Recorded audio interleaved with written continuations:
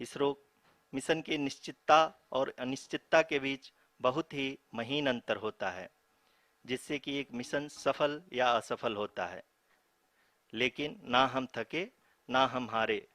हमने पिछली कमियों को सुधारते हुए आज पूरी तरह से आश्वस्त किया है कि लैंडर मॉड्यूल निश्चित तौर पे चंद्रमा के सतह पर सेफ और सॉफ्ट लैंडिंग करेगा। सभी दर्शकों के जानकारी के लिए अब हम इसरो के अब तक के सभी लूनर मिशंस को संक्षिप्त विवरण प्रस्तुत करेंगे। जी हाँ, इसरो का पहला मून मिशन चंद्रयान-1 अक्टूबर 2008 में पीएसएलवी रॉकेट के द्वारा सफलतापूर्वक प्रक्षेपित किया गया था। चंद्रयान-1 ने चंद्रमा के सतह पर पानी की खोज करके पहले ही इतिहास रच चुका है। यही कारण है कि आजकल विश्व के तमाम अंतरिक्ष वैज्ञानिक और स्पेस एजेंसियां चंद्रमा को और करीब से जानने के लिए उत्सुक दिख रही हैं। अगर हम बात करें चंद्रयान-2 की, जो इसरो का दूसरा मिशन है, जुलाई 2019 में इसरो के सबसे ताकतवर रॉकेट LVM-3 द्वारा सफलतापूर्वक प्रक्षेपित किया गया था और आज भी लगभग 4 साल बाद यह चंद्रमा के 100 किलोमीटर के सर्कुलर ऑर्बिट में घूमते हुए बहुत ही उत्तम क्वालिटी का डेटा प्रदान कर रहा है। मिशन के प्रारंभ में इसकी आयु 1 साल निर्धारित की गई थी, परंतु LVM-3 द्वारा बहुत ही सटीक इंजेक्शन और मिशन मैनेजमेंट की वजह से चंद्रयान-2 काफी लंबे समय तक कार्यरत रहेगा। अब तक चंद्रयान-2 चंद्रमा के लगभग सभी भागों का चित्र ले चुका है। इसका एक बहुत ही महत्वपूर्ण पेलोड OHRC यानी कि ऑर्बिटर हाई रेजोल्यूशन कैमरा विश्व का सबसे बेहतरीन कैमरा है, जो कि चंद्रमा के सतह का लगातार पिक्चर भेज रहा है। अब मैं ROC जी से निवेदन करूंगा कि वो आप लोगों को इसरो के वर्तमान मिशन चंद्रयान-3 के बारे में बताएं। अभी आपने मिश्रा जी के द्वारा सुना इसरो के अब तक के लूनार मिशंस का विवरण। अब चलते हैं towards Chandrayaan-3, the follow-up mission of Chandrayaan-2, which has been designed to accomplish our mission goals. The primary objective of Chandrayaan-3 mission is the demonstration of safe and soft landing on the lunar surface. This demonstration is a critical aspect for ISRO's future interplanetary missions. In addition to this, the mission objectives also include demonstration of roving capability and conduction of in situ scientific experiments on Moon's surface. Carried on the shoulders of India's heaviest rocket LVM-3 on the 14th of July, Chandrayaan-3 was placed in the precise elliptic parking orbit of size 170 by 36,500 kilometers. ISRO, in its mission plan of following the incremental trajectory approach, carried a total of 5 earthbound maneuvers. The fifth apogee raising maneuver, which took place on the 25th of July, placed the spacecraft in an orbit of 250 by 1,27,000 kilometers. At the early hours of 1st August, the translunar injection was carried out, after which the composite module began the final leg of its long journey of nearly 3,84,000 kilometers for its rendezvous with the Moon. The TLI was a key step in the mission, enabling the spacecraft to escape Earth's gravitational pull and travel to the Moon. An orbit of 288 by 3,69,328 kilometers was achieved at the end of the translunar injection. जी हाँ, translunar injection किसी भी interplanetary mission के लिए बहुत ही आवश्यक परंतु कठिन operation होता है। इस सफल मैन्यूवर के बाद चंद्रयान-3 पृथ्वी से दूर निकलकर चंद्रमा के प्रभाव क्षेत्र में एक हाइपरबोलिक ट्रेजेक्टरी के द्वारा पहुंचाया गया। पुनः 5 अगस्त 2023 को लूनर ऑर्बिट इंसर्शन के द्वारा चंद्रयान-3 को 160 किलोमीटर के पेरीलून और 18,000 किलोमीटर के अपोलून के साथ चंद्रमा के इलिप्टिकल ऑर्बिट में स्थापित कर दिया गया। TLI के तरह LOI भी एक बहुत जटिल ऑपरेशन होता है। इसमें हमें यह ध्यान देना आवश्यक होता है कि उपग्रह के वेगमान को एक निश्चित बिंदु से घटाया जा सके, अन्यथा उपग्रह चंद्रमा के प्रभाव क्षेत्र से बाहर निकल जाएगा। LOI के सफलतापूर्वक परिचालन के बाद चंद्रयान-3 की कक्षा को 4 बार और परिवर्तित किया गया। इस दौरान चंद्रमा की अधिकतम ऊंचाई को घटाकर 160 किलोमीटर कर दिया गया। इस पूरी प्रक्रिया में propulsion मॉड्यूल का लगभग 755 किलोग्राम ईंधन का उपयोग हुआ और चंद्रयान 3 के वेग मान को लगभग 850 मीटर प्रति सेकंड कम कर दिया गया। लैंडर मॉड्यूल को लगभग 150 किलोमीटर के सर्कुलर ऑर्बिट में स्थापित करने के बाद 17 अगस्त 2023 को propulsion मॉड्यूल से अलग कर दिया गया। पुनः लैंडर मॉडल के ऑर्बिट को 2 डीबूस्ट मैन्यूवर्स के द्वारा 150 किलोमीटर के सर्कुलर ऑर्बिट से घटाकर 25 गुणे 130 किलोमीटर के एलिप्टिकल ऑर्बिट में स्थापित कर दिया गया। इस दौरान यह भी सुनिश्चित कर दिया गया कि 800 न्यूटन के चारों थ्रोटल थ्रस्टर्स पावर डिसेंट के समय किसी भी चुनौती का सामना कर सकें। लैंडर मॉड्यूल इस ऑर्बिट में 4 दिन तक चंद्रमा की परिक्रमा करता रहा ताकि इसके सभी सब सिस्टम को पावर डिसेंट से पहले कार्यात्मक रूप से वेरीफाई और वैलिडेट किया जा सके। इस दौरान चंद्रयान 2 और लैंडर मॉड्यूल की आपस में बातचीत भी हो चुकी है। और संक्षेप में अब तक की यात्रा की बात करें तो लैंडर मॉड्यूल अब तक 21 बार पृथ्वी के और लगभग 120 बार चंद्रमा का चक्कर लगा चुका है और इस पूरी यात्रा में लगभग 55 लाख किलोमीटर की यात्रा भी पूरी कर चुका है। अब तक के इस पूरे अभियान में यह भी सुनिश्चित किया गया कि सारे ऑर्बिट मैन्यूवर्स इस प्रकार किए जाएं कि लैंडिंग साइट पावर डिसेंट की शुरुआत से ही लैंडर के ऑर्बिटल प्लेन में बना रहे।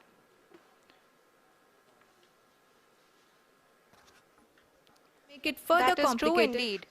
We have arrived at the crucial juncture wherein the orbit plane contains the desired landing site at the start of powered descent. We are also happy to announce that live images from the Chandrayaan 3 lander imager camera is being received continuously. The demonstration of soft landing on the moon's surface is no ordinary feat due to the innumerable challenges and complexities involved. The lander velocity has to be killed from nearly 6,048 kilometers per hour without any aid from the thin and tenuous moon's atmosphere. The lunar dust at the time of landing and the craters and boulders scattered over the moon's surface make it further complicated to achieve this. The new and improved Chandrayaan 3 design has been built after envisaging all the scenarios which the lander module can encounter. With several software improvements, provision for full-level redundancies, a plethora of special tests, namely the integrated hot test, integrated cold test, and lander leg drop tests were carried out for the lander module. The success of these tests has provided great confidence in the performance of all the onboard sensors, propulsion system, and associated guidance, control, and navigation algorithms. The key findings during the tests have enabled to improve the overall system performance. The largely unexplored south pole of the moon has been chosen as the intended landing site since there is a possibility of finding ice and other minerals which would be vital resources for future explorers. Apart from continuing investigations pioneered by Chandrayaan 1 and Chandrayaan 2, the Chandrayaan 3 mission will also provide invaluable data to the science community around the world. Let us give our viewers a glimpse on the configuration of Chandrayaan 3 mission.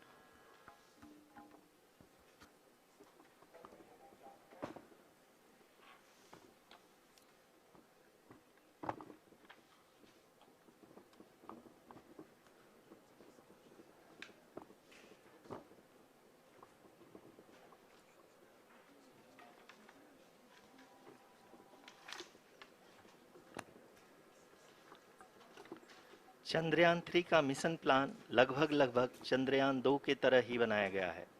यहाँ यह भी सुनिश्चित किया गया है कि चंद्रयान 3 को rocket से अलग होने से लेकर के चंद्रमा के निकटतम कक्षा में स्थापित होने तक सारी गतिविधियां चंद्रयान 2 के तरह ही हों। और अब हम यह कह सकते हैं कि यह प्लान पूरी तरह से 100% सफल रहा। हालांकि लैंडर मॉड्यूल के सेंसर्स और प्रोपल्शन सिस्टम को इस तरह से मजबूत किया गया है कि लैंडर पावर डिसेंट के समय किसी भी आपदा से बाहर आकर के मिशन के मुख्य उद्देश्य को पूरा कर सके। इस क्रम में लैंडर के मुख्य सेंसर्स कारा, लासा, एलएचबीसी, एलडीवी और LHDAC का कार्यात्मक परीक्षण भी किया जा चुका है। LDV जो कि पूर्णतः स्वदेशी तकनीकी से बनाया गया एक नया सेंसर है, इसका मुख्य कार्य लैंडर के वेलोसिटी को तीनों अक्षों में कंप्यूट करना है। पावर डिसेंट के दौरान लैंडर के सटीक पोजीशन और वेलोसिटी का ज्ञान होना बहुत ही आवश्यक है। लिराप यानी laser inertial referencing and accelerometer package इस कार्य को पावर डिसेंट के दौरान बखूबी निभाएगा। ट्रैजेक्टरी जनरेशन जो कि चंद्रयान 3 मिशन के लिए बहुत ही अहम है, क्योंकि हर ऑर्बिट मैन्यूवर के बाद यह सुनिश्चित किया जाता है कि लैंडर की मिशन ऑब्जेक्टिव को ना बदले। इस क्रम में मैं यह भी आपको बता दूं कि ऑर्बिट डिटर्मिनेशन जो कि उपग्रह के पोजीशन और वेलोसिटी को बहुत ही एक्यूरेटली बताता है, एक बहुत ही कठिन और जटिल कंप्यूटेशन और एस्टिमेशन होता है। यहाँ यह भी जानना महत्वपूर्ण है कि चंद्रयान 2 का OHRC पेलोड अब तक काफ़ी ऊंचे स्तर का डैम प्रदान किया है, जिसके फलस्वरूप लैंडिंग साइट के सीमा को बढ़ाकर 4x2.4 किलोमीटर कर दिया गया है, जो कि पावर डिसेंट के दौरान सॉफ्ट लैंडिंग कराने में काफ़ी सहायक सिद्ध होगा। Apart from the sensors, Chandrayaan 3 is equipped with a suite of sophisticated payload instruments.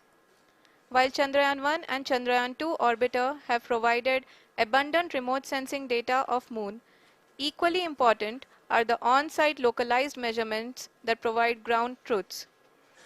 Lander and rover have payloads which are completely new and will perform in situ analysis of lunar surface.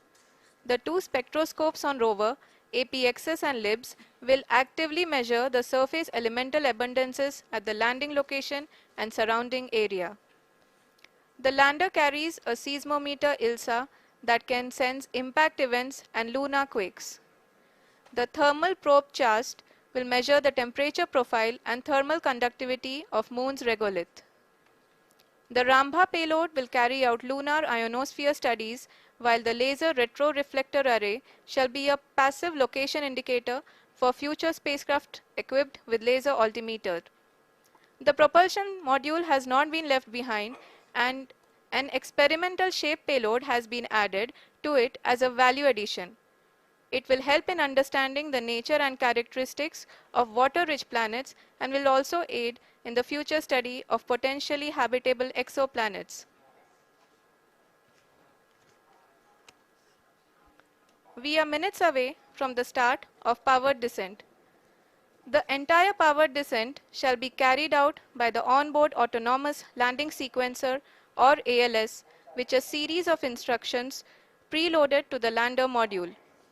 These instructions include the commands to be executed, data to be collected and analyzed, and decisions to be made and executed autonomously throughout the powered descent.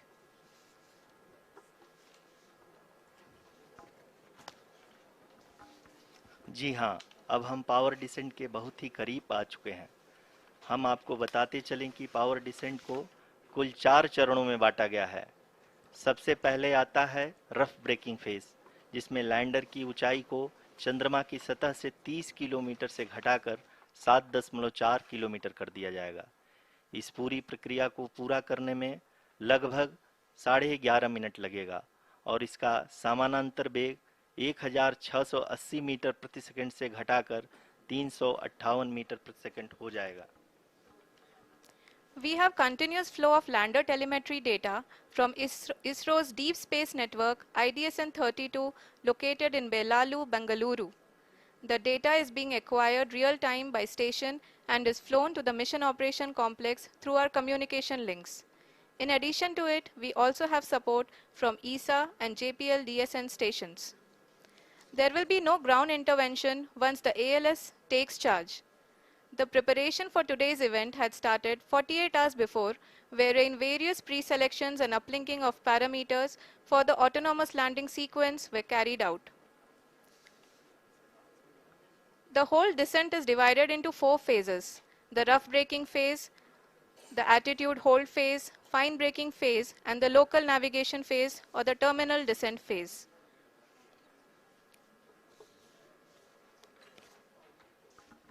जी हाँ, attitude hold phase, जो कि power descent का दूसरा चरण है, एक बहुत ही महत्वपूर्ण फेज है। इस 10 सेकंड के स्मॉल ड्यूरेशन के दौरान लैंडर के दो महत्वपूर्ण सेंसर, कारा और लासा, लैंडर की ऊंचाई की गणना करेंगे। इस फेज के पूरा होते ही लैंडर चंद्रमा के सतह से कुल 6.8 किलोमीटर की ऊंचाई पर होगा। During the rough braking phase, the lander velocity shall be brought down from 1680 meters per second to 358 meters per second. The altitude will be brought down from 30 kilometers to 7.4 kilometers at the end of rough braking.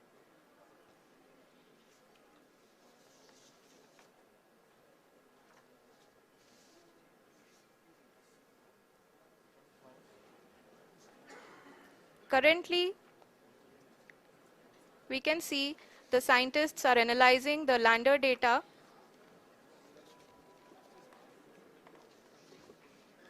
जी हाँ, हम ये देख सकते हैं कि mission operation complex रूप में बैठे सभी वैज्ञानिक ये जो भी डेटा देख रहे हैं वो डीप स्पेस नेटवर्क आईडीएसन 32 के द्वारा प्रोवाइड किया जा रहा है। और अगर हम अब बात करें पावर डिसेंट के तीसरे चरण का, जो कि फाइन ब्रेकिंग फेज होगा, जिसमें लैंडर लैंडिंग साइट से जस्ट 800 मीटर की ऊंचाई पर वर्टिकली होगा। इस चरण को पूरा होने में लगभग 3 मिनट लगेंगे और इस चरण के पूरा होते ही लैंडर की वेलोसिटी लगभग शून्य हो जाएगी।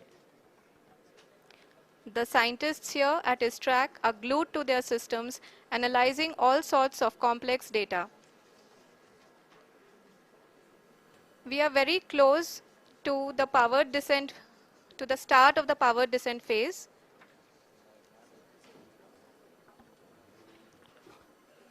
जी हाँ, अगर अगर अगर हम अब बात करें पावर डिसेंट के चौथे और अंतिम चरण का, जो कि लोकल नेविगेशन फेज या टर्मिनल डिसेंट फेज भी कहा जाता है, इस दौरान लैंडर के दो इंजन बंद कर दिए जाएंगे और लैंडर के सेंसरों द्वारा इसके हाइट और वेलोसिटी की गणना इनर्शियल नेविगेशन को भेज दिया जाएगा।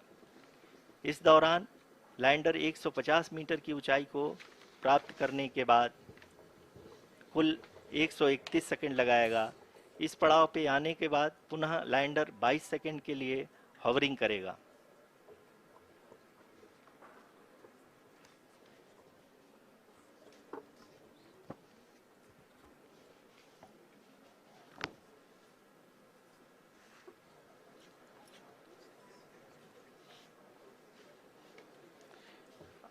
आप इस समय अपने स्क्रीन पे मिशन ऑपरेशन कॉम्प्लेक्स में बैठे सभी मान्यगणों को देख सकते हैं, जो कि बहुत ही उत्सुकता के साथ टेलीमेट्री डेटा को देख रहे हैं। अभी हम लोग पावर डिसेंट शुरू होने से जस्ट कुछ ही पल दूर हैं।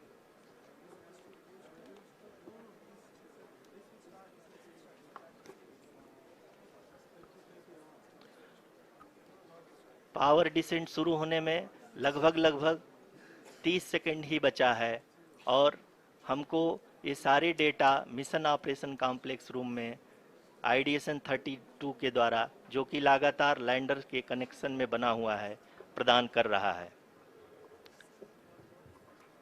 Dear viewers, the pivotal power descent has begun and the lander module is propelling towards the moon's surface along the intended trajectory.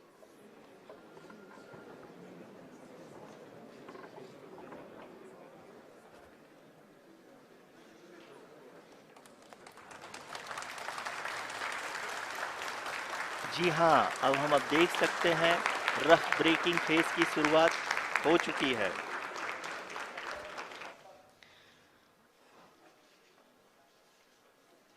During this rough braking phase, the lander velocity shall be brought down from 1680 meters per second to 358 meters per second.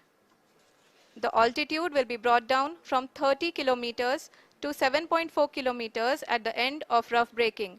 All this in the duration of 690 seconds or 11.5 minutes. Currently, the Laser Inertial Reference and Accelerometer package, LIRAP, is aiding in the navigation.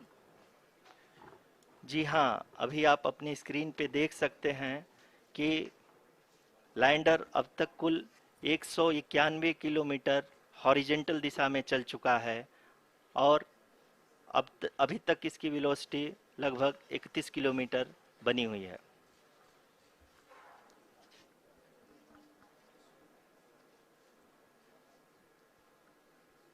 The lander module has traveled a distance of approximately 228 kilometers. The complete downrange that will be traveled during this phase shall be nearly 713.5 kilometers.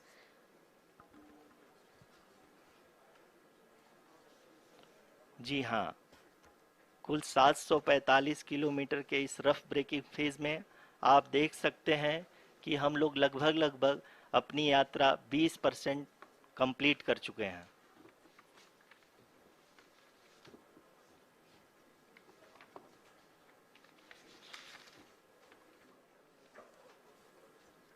Power descent की यह शुरुआत हम कह सकते हैं कि बहुत ही सटीक और सधी हुई है, जिसमें लैंडर अपने वेगमान को अनुमानित तरीके से घटा रहा है।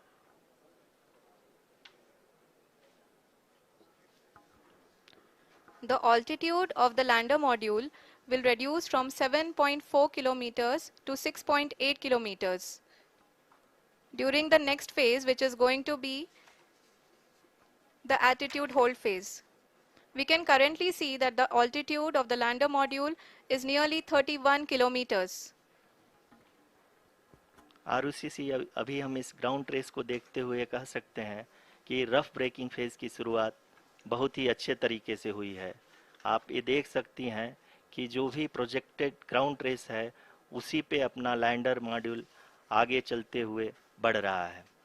अभी तक ये देखा जा सकता है कि लैंडर मॉड्यूल लगभग लगभग 370 किलोमीटर क्षैतिज दिशा में चल चुका है। The mission operations team is analyzing the data. We can all see the seriousness and the concentration with which each and every parameter of the lander module is being analyzed. The performance so far seems to be nominal. जी आरुषि, चूंकि ALS activate किया जा चुका है इसलिए ground से कोई commanding नहीं की जा रही है। इस दौरान आपके स्क्रीन पे सारे डेटा इसरो के डीप स्पेस नेटवर्क से रियल टाइम में आ रहे हैं। इस मिशन में सेकेंड और थर्ड ऑर्डर गाइडेंस पॉलिनोमियल का प्रयोग हुआ है, जो कि इनर्शियल थ्रस्ट और एंगल के हमेशा सुनिश्चित करेगा। During the entire descent, there is no ground intervention as the ALS has taken charge. The preparation for today's event had started nearly 48 hours before, wherein various pre-selections and uplinking of parameters were done. We can see that the vertical velocity of the lander module has been brought down. It is continuously coming down. And the ALS had already been initiated 1 hour before the scheduled time of the power descent start. Following this, the throttleable engine electronics module, the TECM, was switched on and lander was oriented to the favorable attitude. जी हाँ, आप अपनी screen पे देख सकते हैं कि lander module जिसकी शुरुआत में वेलोसिटी 1680 मीटर पर सेकंड थी, लगभग लगभग 1150 मीटर पर सेकंड हो चुकी है, जो कि एक बहुत ही मैजेस्टिक शुरुआत कही जा सकती है इस रफ ब्रेकिंग फेज के लिए।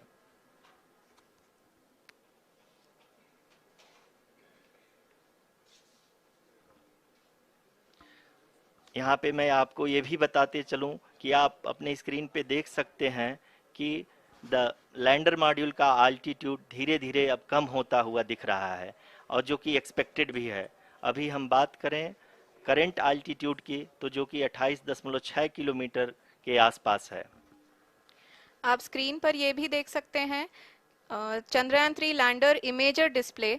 The lander imager is continuously taking photographs of the moon's surface, and that is also being streamed here. Currently, the horizontal velocity has been brought down and the distance traveled is 574 kilometers. The current altitude is 27 kilometers as can be seen on the screen.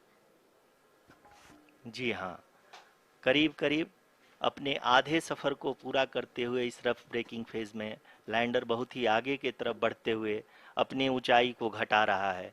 अगर अब बात करें तो lander की ऊंचाई चंद्रमा के सतह से लगभग 27 किलोमीटर से नीचे हो चुकी है, करीब करीब 26.7 किलोमीटर के आसपास है।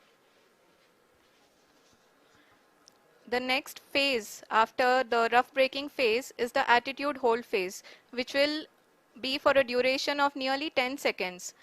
The lander will be oriented such that both the altimeters will be looking exactly towards the moon's surface. At the end of this attitude hold phase, height measurement update to navigation system will be given from the laser and car band altimeters. Currently, we are in the middle of the rough braking phase.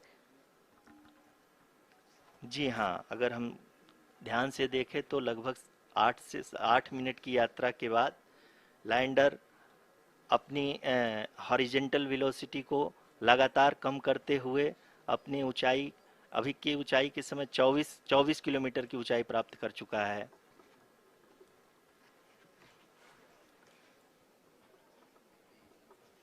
अब तक के आंकड़े को देखते हुए हम कह सकते हैं कि लैंडिंग पूरी तरह से नॉमिनल है। यहाँ पर हम देख सकते हैं कि हॉरिजेंटल वेलोसिटी लगातार कम होती हुई दिख रही है।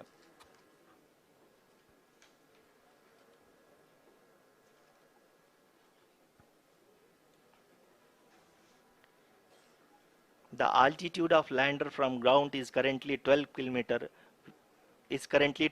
kilometer, which is again going to be coming down, and that is expected. For the viewers who have joined now, we are in the power descent phase, and we are in the rough braking phase, which is the first phase of the power descent. We have currently traveled a downrange of 697 kilometers, and the downrange that has to be traveled during this phase is 713.5 kilometers. जी हाँ, अभी आप देख सकते हैं कि lander की horizontal velocity लगभग 720 metre प्रति सेकंड हो गई है। लगभग हम ये कह सकते हैं कि 900 मीटर प्रति सेकंड वेलोसिटी को कम किया जा चुका है।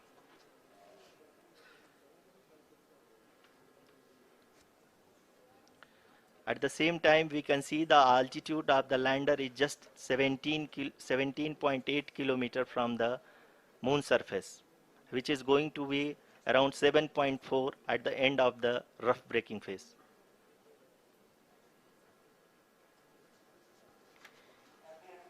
इस फेज के बाद हम जाएंगे towards the attitude hold phase, where we will be expecting sensor update from the laser and car band altimeters.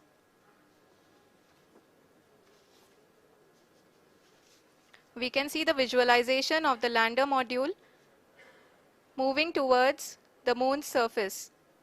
The current altitude is nearly 15.2 kilometers, and the distance traveled is 754 kilometers. We can also see the image that the lander imager camera has been providing. जी हाँ, इस rough breaking phase के दौरान 800 Newton के चारों throttle engine अपने कार्य को पूरी तरह से अंजाम दे रहे हैं और लैंडर के हॉरिजॉन्टल वेलोसिटी को लगातार कम कर रहे हैं। अब तक लैंडर लगभग अपने 75 से 80% की यात्रा को पूरा कर चुका है।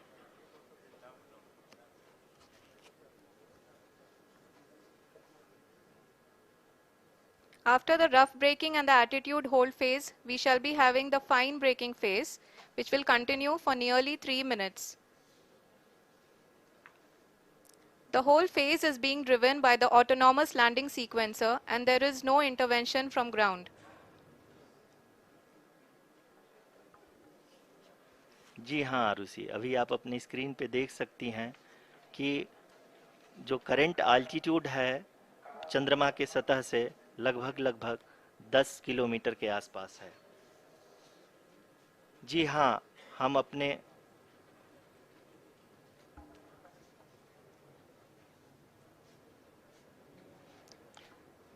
जी हाँ, हमारे प्रधानमंत्री जी श्री नरेंद्र मोदी जी हम सभी का उत्साहवर्धन करने के लिए दक्षिणी अफ्रीका के जोहानसबर्ग से जुड़ गए हैं।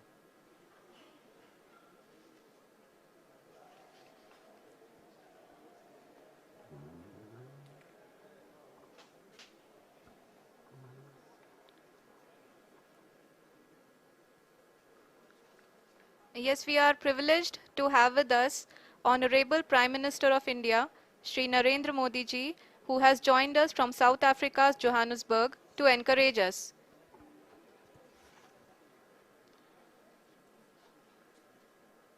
जी हाँ, आप ये देख सकते हैं एल्टीट्यूड होल्ड फेस भी बहुत ही आसानी से लैंडर फेस ने पार कर लिया है और अब फाइन ब्रेकिंग की शुरुआत हो चुकी है। अभी हम ये देख सकते हैं कि लैंडर की ऊंचाई लगभग 5.6 किलोमीटर है, जो कि इस फेज के उपरांत लगभग लगभग 800 मीटर हो जाएगी।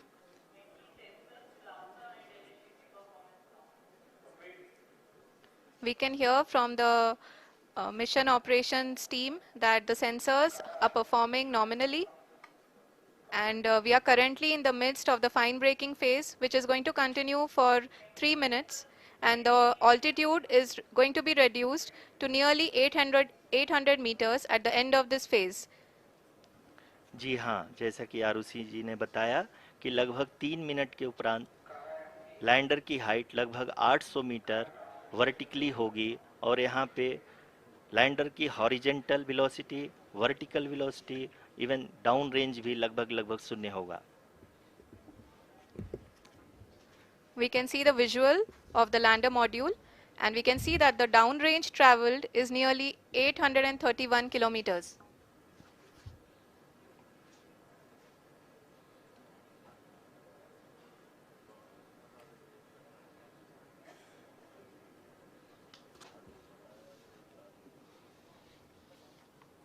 जी हाँ, आप अपनी स्क्रीन पे देख सकते हैं कि लैंडर की ऊंचाई अब चंद्रमा की सतह से लगभग 3 किलोमीटर से कम हो चुकी है। We are very close to the moon's surface, nearly 2.6 kilometers as we can see.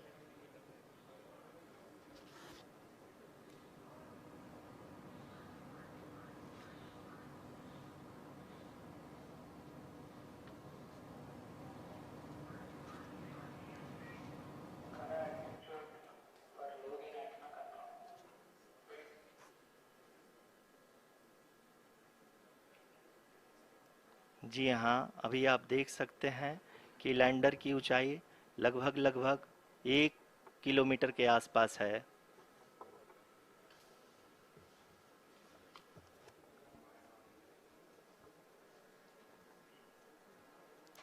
We are nearing the final phase of the power descent, which is going to be the vertical descent phase or the local navigation phase. जी हाँ, अब हम fine breaking wave के एकदम करीब आ चुके हैं। हाँ, आप तालियों के गड़गड़ाहट से सुन सकते हैं कि हम लोगों ने तीसरे चरण को भी बहुत ही सफलतापूर्वक हासिल कर लिया है और अभी हम वर्टिकल डिसेंट फेज में आ चुके हैं, जिसकी शुरुआत भी बहुत ही अच्छे ढंग से हो चुकी है।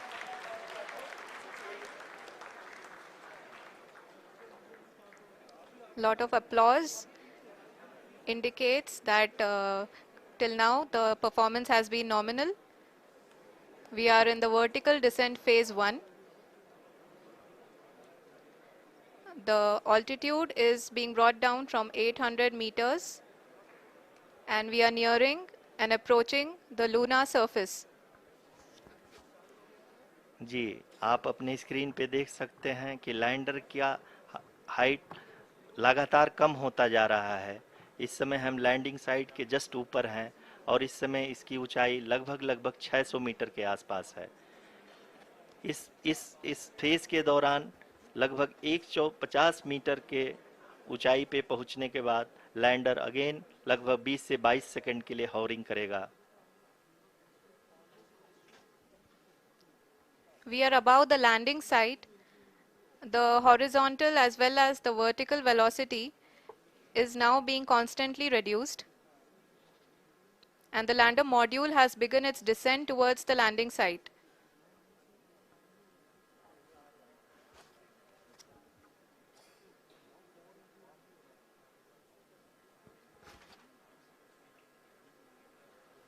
जी हाँ, आप अपने स्क्रीन पे देख सकते हैं, ये जो पथ निर्धारित किया गया है, लैंडर पूरी तरह से उसी को ही फॉलो कर रहा है। इस समय हम लगभग 200 मीटर की हाइट से भी कम आ चुके हैं।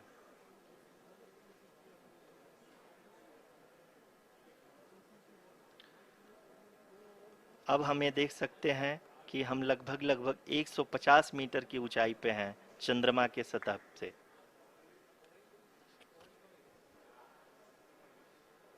We are approaching the vertical descent phase 2, which will have the lander module hovering at nearly 150 meters above ji the हाँ। lunar surface. जी हाँ, आप इस तालियों के गड़गड़ाहट को सुन सकते हैं, जो कि सेकंड हैवरिक फेज के कंप्लीट होने के बाद इन सारे वैज्ञानिकों के द्वारा की जा रही है।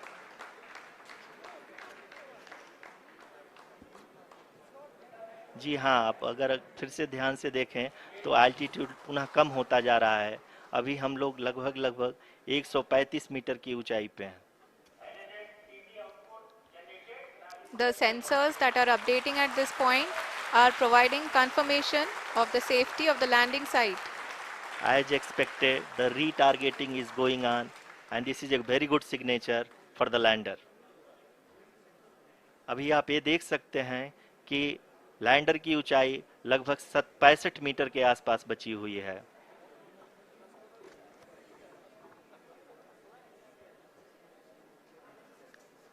Currently, only 2 engines are now being fired, and we are nearly at zero velocity, vertical and horizontal. We were hovering, and now we are approaching the moon's surface. धीरे धीरे लैंडर की वेगमान को कम किया जा रहा है और हम अब लगभग 50 मीटर से भी कम आ चुके हैं। We can see the Honorable Prime Minister, Shri Narendra Modi ji, who is here to encourage us, and he is critically looking at the visuals.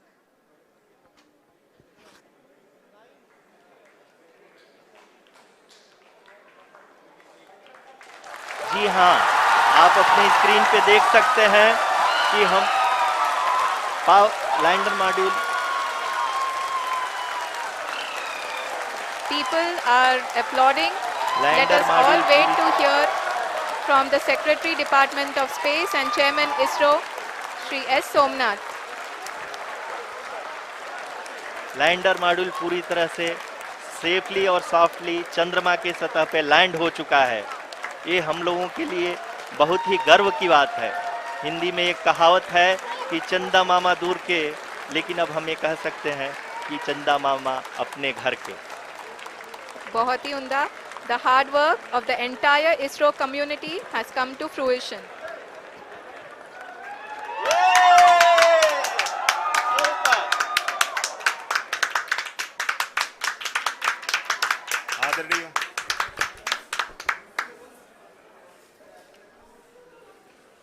आदरणीय प्रधानमंत्री जी, नमस्कार।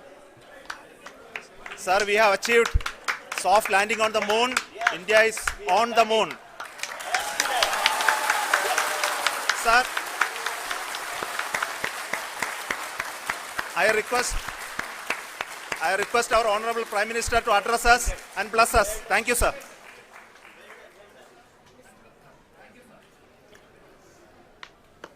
मेरे प्यारे परिवारजनों,